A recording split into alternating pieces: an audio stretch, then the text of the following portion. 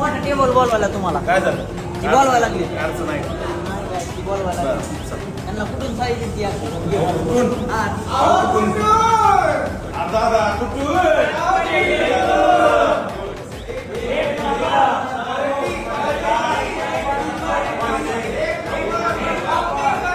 अहो कुठून थाळी खाल्ली बायानं? मटण थाळी खाल्ली बायानं? एक दोन बाया बाया कुठून?